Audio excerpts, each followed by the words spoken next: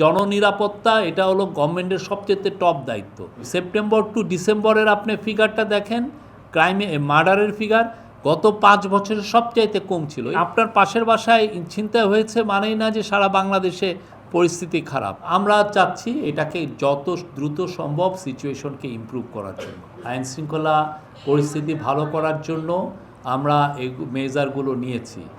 আমরা সত্যিকার অর্থে অনেকে আইসোলেটেড ইনসিডেন্টগুলোকেও অনেক বেশি হাইলাইট করছেন যে এইটা এই একটা অবস্থায় গিয়েছে।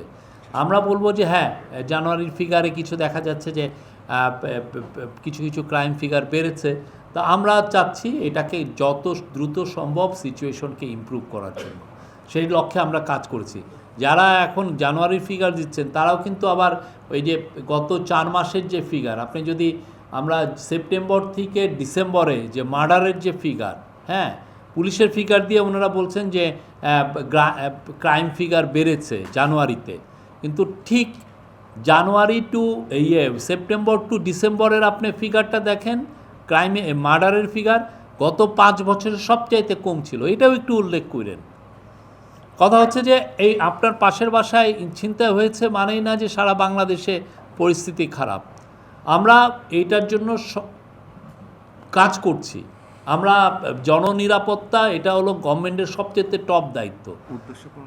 কোনোভাবেই যাতে এই সিচুয়েশন ডেটোরিয়েট না করে সেটার জন্য চেষ্টা।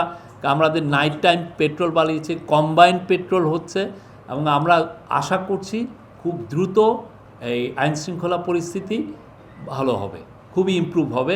আমরা এটা কোয়াইট কনফিডেন্ট। এই গভর্নমেন্ট তো চেষ্টা করছে। হ্যাঁ, আর এক কথা হচ্ছে যে আপনি ইনফ্লেশনকে ফাইট দিতে হলে আপনার ইন্টারেস্ট রেট হাই করা লাগছেই। এটা পুরো পৃথিবীতে এটা একটা স্বীকৃত নিয়ম। এতে টেম্পোরারিলি আপনার ইন্টারেস্ট রেট হাই হয়ে গেছে, বাট যখনই ইনফ্লেশনটা কমা শুরু হবে তখন দেখবেন যে আবার ইন্টারেস্টকে কমানো হচ্ছে। এটা একটা পুরো পৃথিবীতে স্বীকৃত নিয়ম, এটা করা হবেই। আর আপনার গ্লোবালি ইউক্রেন ওয়ার এগুলোর কারণে যে এলএনজির প্রাইস সেটা তো অনেক হাই ছিল। গভর্নমেন্ট কত সাবসিডি দিবে? তো সেই জায়গায় গভর্নমেন্ট প্রাইসটাকে অ্যাডজাস্ট করতে চাচ্ছে। কোটি মানুষের আস্থার ভালোবাসায় 11 বারের মতো দেশের 1 নম্বর রেফ্রিজারেটর ব্র্যান্ড ওয়ালটন। তারা একটা গ্রামের একটা মহিলাকে 500 টাকায় উইডোকে আপনার 500 টাকা দিচ্ছেন, এটা তো ঠিক না। এখন এই সোশ্যাল সেফটি নেট বাড়াইতে হলেও দিতে হলেও আপনার অন্যান্য জায়গায় সাবসিডি কমিয়ে এনে গরিবদের মধ্যে সাবসিডিটা দিতে হবে, যাতে জনগণ সত্যিকার অর্থে যে লোকটা ব্যাডলি যার নিড সে যেন পায়।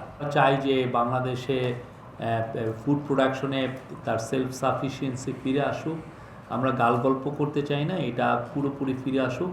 এবং কৃষক, আমরা বলবো যে মেজারই আমরা নেই না কেন সেটা আলটিমেটলি কৃষককে বেনিফিট হবে, কৃষকের বেনিফিটে যাবে।